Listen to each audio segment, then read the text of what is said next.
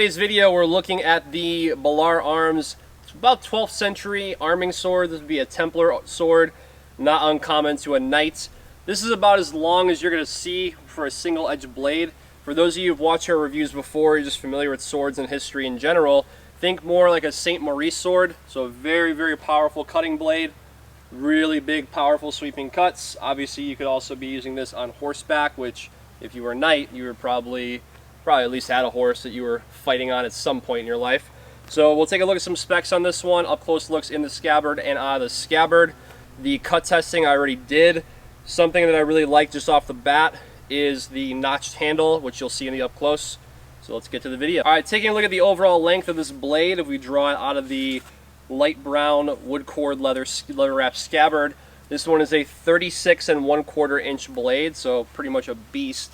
And we have a little bit over a 30 1/4 inch blade for this double-edged arming sword.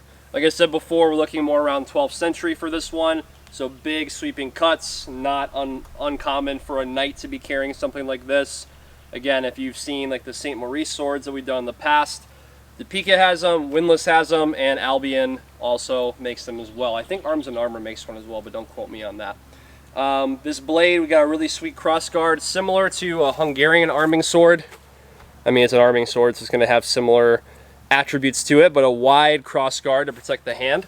We have that notched handle that I was speaking of earlier that I really, really enjoyed.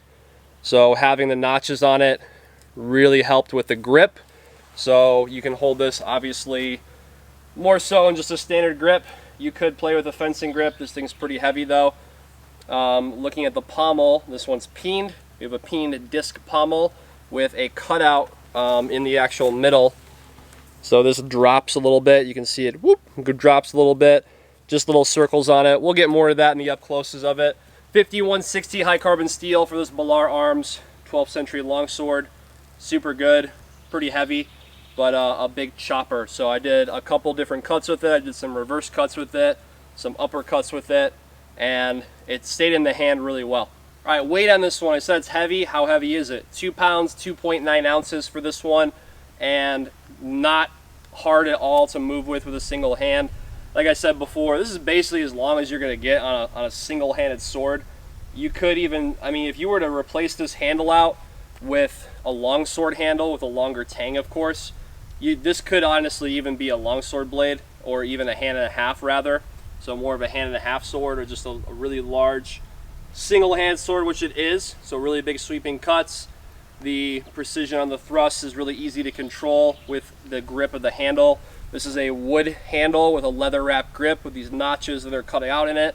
We have a light brown matching the handle, a light brown wood cord leather scabbard, leather wrap scabbard. Again, we have the same notches for our sword accessories, for our sword frogs. We also have the same notches running on the actual handle. On the Knights Templar one, on the Albion one, you'll see a cross, a red cross, in this little shape right here. Steel tip. This one's more of a flat steel tip rather than having the ball on the end that we previously showed in the longsword video. So this one's really solid. I did the cutting with it, like I said before, stitched on the back very well. If you're looking for sword accessories to carry these for reenactments, for Ren fairs, things of that nature, and you were looking to carry this one on your person, we have sword frogs, we have sword accessories, sword belts, at cultofathena.com. Click the link below in the description of this video, and I'll take you right over there.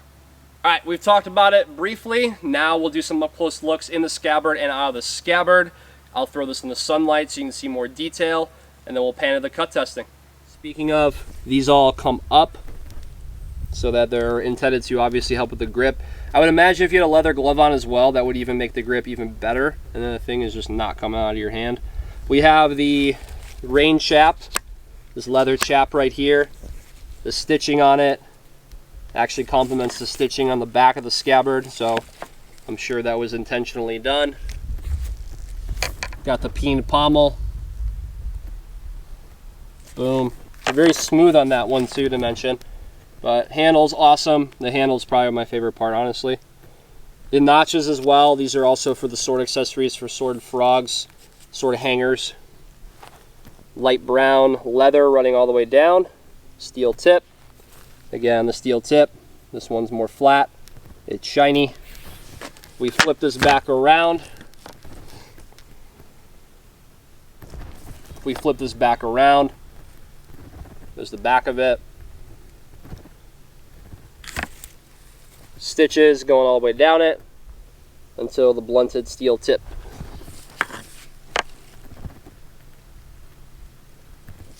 Alright, we take a look at the blade in the scabbard. Now the scabbard, some up close looks. Show you how awesome the handle is, especially with this very wide fuller going through the blade. So all up until the last about palm prints, this is a fuller running all the way through it to take out excess weights. I would imagine if they would have left it, this thing would have been even heavier and maybe not as versatile. But point of balance wise, feels really good. Let's go ahead and take a look at the cut testing. Like I said before, I already did the cut testing. The uppercuts were great. The downward slashes were also really great. Can't really say enough good about this blade. So let's take a look at it.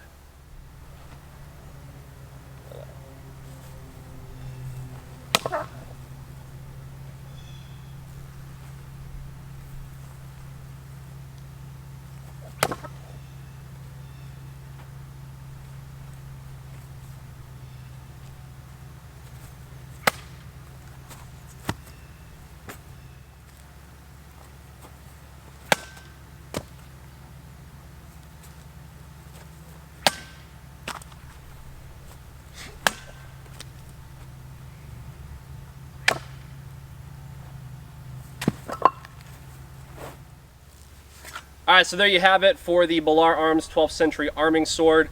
I hope you enjoyed the cut testing as much as I did performing it. This blade is available at cultofathena.com. Check the link in the description below this video. If you want to see more Balaur products, we've got plenty coming for you. We've got the 15th century Italian dagger. I really enjoyed that one. We got to do some cutting with that as well. And we have a few more Balaurs coming in the works. Subscribe to the channel, like this video, let us know what you want to see, and we'll see you in the next video.